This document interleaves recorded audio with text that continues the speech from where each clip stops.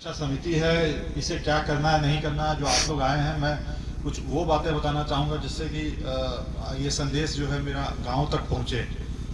जो पुलिस अधीक्षक इन्होंने बताया कि ग्राम सुरक्षा समिति नाम से जो है कि ग्राम सुरक्षा समिति गांव की सुरक्षा के लिए बनी है।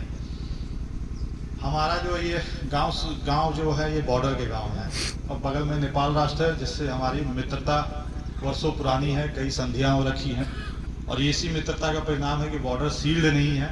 कोई हमारा बैरिकेडिंग या कोई ऐसी वॉल या कोई ऐसा स्ट्रक्चर नहीं खड़ा है कि जो आने जाने से रोके और आराम से आना जाना होता है। मित्रता के संबंध है, पोरस बॉर्डर जिसको हम बोलते हैं कि आना जाना आराम से होता है। तो हमारे जो जब बॉर्डर खुला हो, आना जाना आराम से होता है, तो कई सारी जिम्मेदारियां बढ़ जाती हैं बॉर्डर के लोगों की।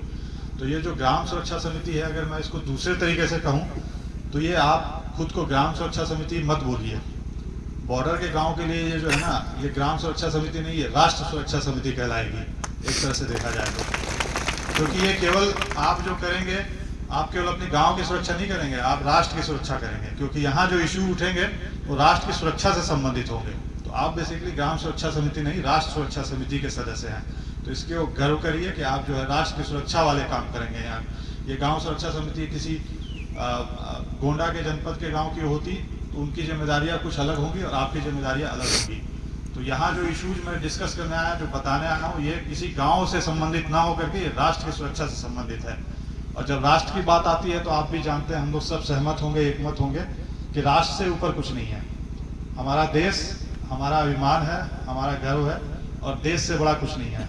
ना हमारा धर्म उससे बड़ा है, ना हमारी जाति उससे बड़ी है, ना हमारा कर्तव्य, कुछ भी उससे बड़ा नहीं है। सबसे ऊपर राष्ट्र होता है। अगर राष्ट्र ही बिखर गया, टूट गया, इसी की अखंडता पे आँच आ गई तो हम फिर कहाँ रहेंगे, हम खत्म हो जाएंगे, हम कहाँ जाएंगे। तो राष्ट्र की सुरक्षा से कभी कोई समझौता नहीं कर सकते हैं। तो हमारी सबसे बड़ी प्रायोरिटी जो होनी चाहिए वो राष्ट्र की सुरक्षा है कि ऐसा कोई कार्य हम यहाँ से ना होने दें, अपने गाँव से ना होने दें जिससे राष्ट्र की सुरक्षा और अखंडता पे कोई बात आती हो। तो इस कारण से आप लोगों की जिम्मेदारी बहुत बढ़ जाती है। अब हमें करना क्या होगा, क्या तस्करी में जो हमारे लिए सबसे महत्वपूर्ण चीज़ें हैं जिस पे देखने की आवश्यकता है कि किसी तरह का हथियार की सप्लाई, मादक पदार्थों की सप्लाई, कोई वन्य जीव जंतु इनके जो अंग और खाल आदि जो बना दे रहे हैं या इस कार्य में लिप्त हैं तो इसकी सूचना दें आप लोग थाने को। इसे रोका जाना आवश्यक है, क्योंकि हथियार, मादक पदार्थ ये सब जो है देर सवेर इसके जो भुक्तभोगी होंगे वो केवल पुलिसकर्मी होंगे, ऐसा तो वो देर सवेर हमारे ऊपर भी आएगा।